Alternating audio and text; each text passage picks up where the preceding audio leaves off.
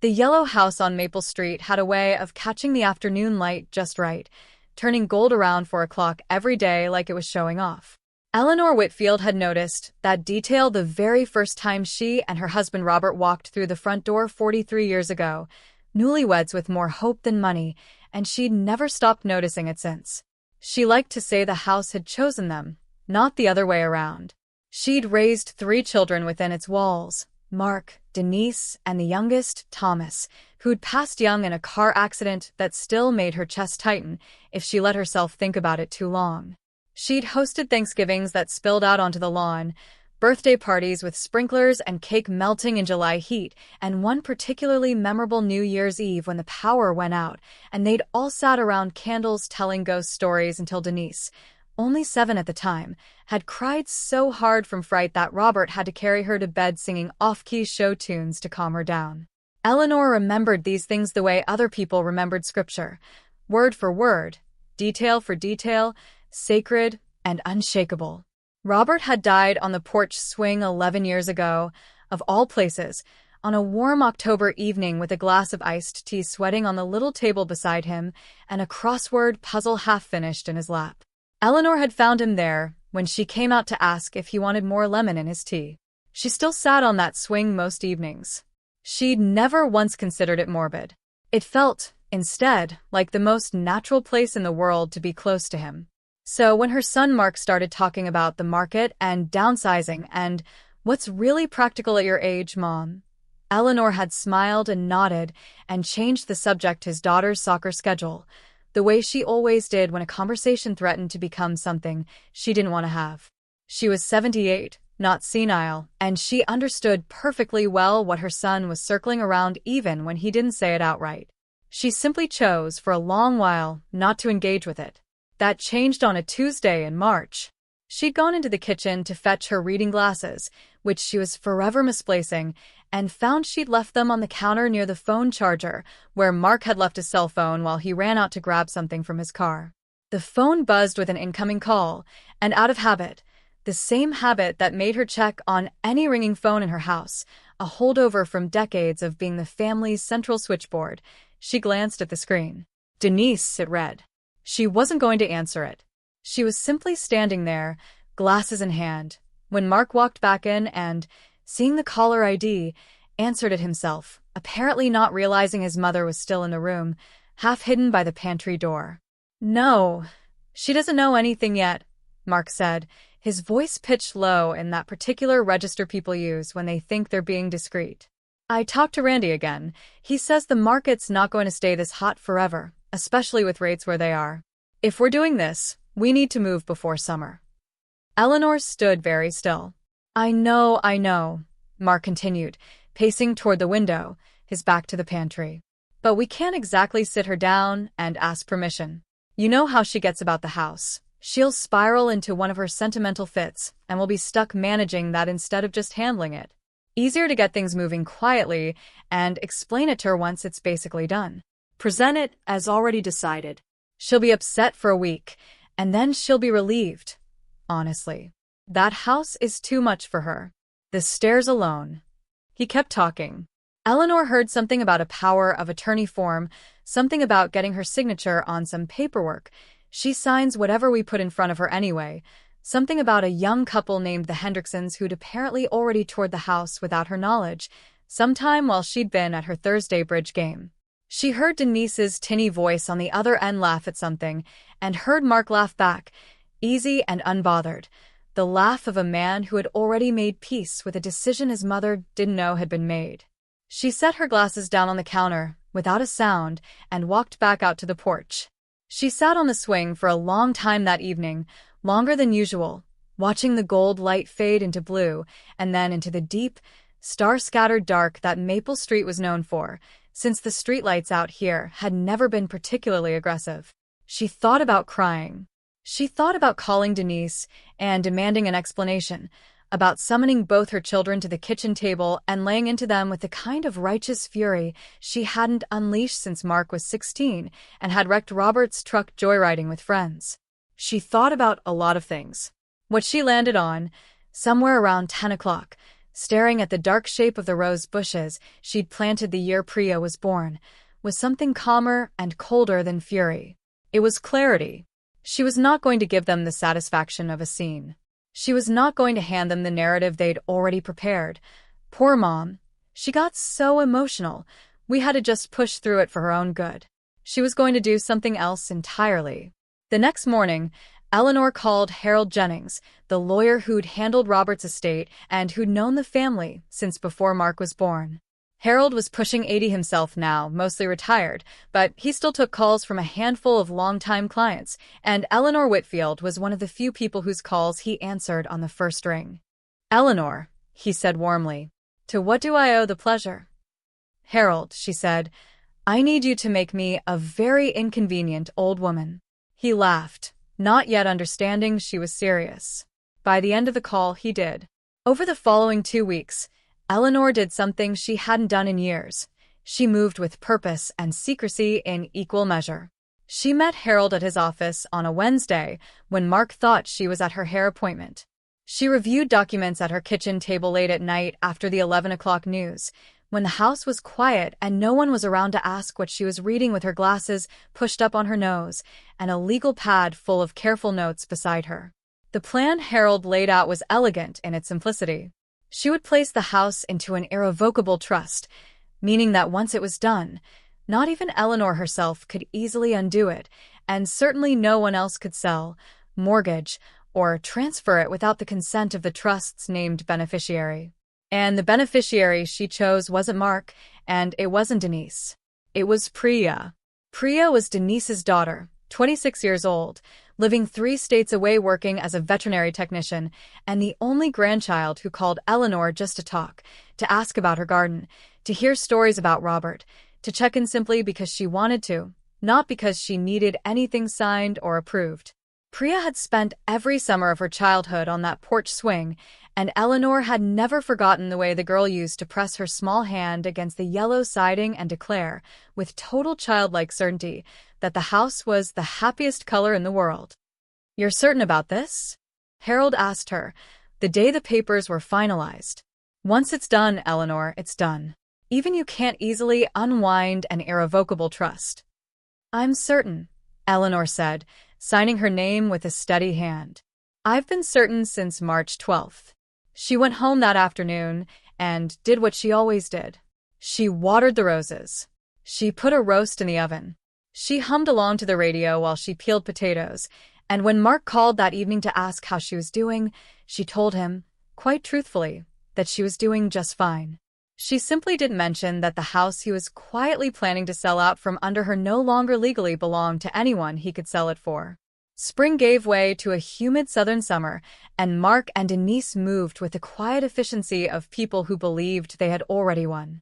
Eleanor watched it happen the way she watched most things now, patiently, from a slight distance, like a woman observing whether she knew wasn't going to touch her. The real estate agent, Randy Voss, was a family friend of sorts. He'd sold Denise her own townhouse 2 years back and had a talent for closing deals fast and asking few questions. He came by the yellow house on a Thursday afternoon while Eleanor was at her bridge game, exactly as Mark had promised on that phone call in March, and took photographs of every room. He photographed Robert's old study, still lined with his law books that Eleanor had never had the heart to box up. He photographed the kitchen where 3 children had been raised on burnt toast and forgiveness. He photographed the porch swing without knowing, or perhaps without caring, that a man had died peacefully in that exact spot with a crossword half-finished in his lap. Eleanor found out about the photographs from her neighbor, Carol, and who mentioned over the fence that she'd seen, "A nice young man taking pictures of your house. Eleanor, is everything all right? Are you selling?" Eleanor had smiled and said she wasn't entirely sure what her children were up to, which was, strictly speaking, the truth. The Hendricksons, a young couple, Ben and Sarah, expecting their first child in the fall, toured the house twice more over the following month, always on Thursdays, always while Eleanor was conveniently elsewhere. Denise had apparently taken charge of orchestrating Eleanor's schedule without her mother realizing it, suggesting bridge on Thursdays instead of Eleanor's usual Tuesdays, offering to take her to a matinee, inventing small errands that kept her out of the house for windows of 2 or 3 hours at a time. Eleanor went along with all of it, curious to see just how far her children were willing to choreograph her own life without her. She learned, eventually, mostly through overheard fragments and the occasional slip from Mark, who was never quite as careful as he believed himself to be, the shape of the whole scheme. Randy had drawn up a power of attorney document, one that Mark planned to present to Eleanor buried among a stack of other unremarkable paperwork, a renewal for her homeowner's insurance, a form from her doctor's office, a card to sign for her sister's birthday. Eleanor's habit of trusting her children and signing whatever they placed in front of her, a habit born of decades of them handling small administrative matters for her, opening jars and reading fine print she found tedious, was, apparently, about to be weaponized against her. The power of attorney would grant Mark the legal authority to act on her behalf in financial matters. Once signed, even unknowingly, it would let him execute the sale without her ever having to consciously agree to anything at all. He'd been told by Randy that this was, technically, a legal gray area, not outright forgery, since her signature would be genuine, just obtained under circumstances she didn't fully understand. Mark had decided this distinction let him sleep at night. Denise, for her part, had convinced herself she was doing her mother a kindness, sparing her the stress of decision-making at her age, handling the business side, so Eleanor could simply enjoy her golden years in a tidy new condo near Denise's house, where Denise could keep a closer eye on her. They had already found the condo, in fact. A 2-bedroom unit in a retirement community called Sycamore Gardens, 20 minutes from Denise's house, with a small balcony and a communal garden Denise insisted Eleanor would love. She'd shown Eleanor photos of it once, casually, just in case you're ever curious what's out there, and Eleanor had made appropriately noncommittal noises while privately noting the calculated nonchalance in her daughter's voice. By late June, the paperwork was drawn up. Mark presented it to Eleanor on a Sunday afternoon, tucked between an insurance renewal and a card for her sister's 81st birthday, exactly as planned. Eleanor sat at her kitchen table, glasses perched on her nose, and looked through the stack with unhurried care, the way she always did. She signed the insurance renewal. She signed the birthday card. And when she came to the document Mark had labeled, with breathtaking casualness, just a standard form, Mom, in case anything ever comes up and you need me to help you out with something, she paused for a long moment, long enough that Mark's jaw tightened almost imperceptibly, and then she signed that too. She signed it because it no longer mattered. The house wasn't hers to sell anymore, not in any legal sense that a power of attorney could touch. It belonged to an irrevocable trust with Priya as its sole beneficiary, a fact that Harold Jennings had made certain was airtight, unimpeachable, filed and recorded, and utterly beyond her children's reach. Mark could hold all the power of attorney in the world. He could sell nothing that wasn't there to sell. She thanked him for helping her with her paperwork, the way she always did, and asked if he'd like a slice of the peach cobbler cooling on the counter. He said yes, ate 2 pieces, and left an hour later feeling, by his own later admission to Denise, like it had gone easier than expected. Through July, the sale moved forward with the momentum of a train that believed the tracks ahead were clear. Randy listed the house, quietly, off the standard marketplace, arranged as what he called a pocket listing specifically so nothing would show up where Eleanor, or anyone in her circle, might stumble across it. The Hendricksons made an offer within days, eager and smitten with the house's bones, the original hardwood floors, the built-in bookshelves Robert had made with his own hands the summer before Denise was born. Mark negotiated the price down from asking, congratulating himself on driving a hard bargain, and by early August, a closing date was set. August 19th. Eleanor knew the date.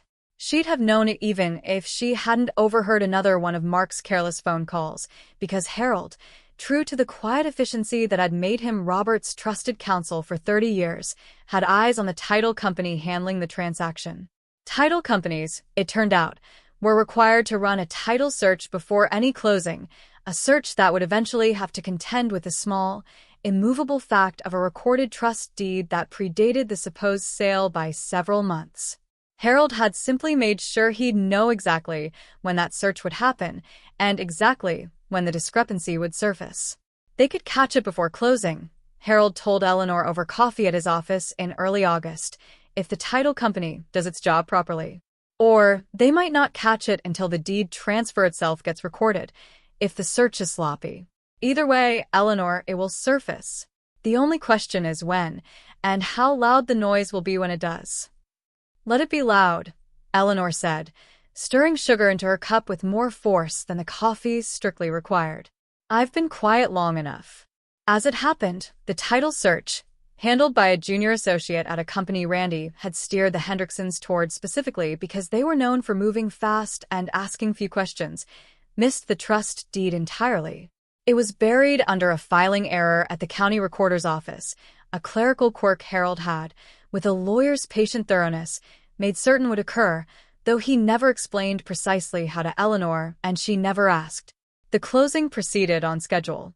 On August 19th, while Eleanor sat in her kitchen finishing her morning tea, 45 minutes away in a title company conference room with beige carpet and a bowl of stale peppermints on the table, Mark Whitfield signed documents transferring ownership of 214 Maple Street to Ben and Sarah Hendricks for the sum of $431,000. Denise sat beside him, dabbing at her eyes with a tissue, telling the title officer it was bittersweet, letting go of the family home, while privately calculating her half of the proceeds minus Randy's commission.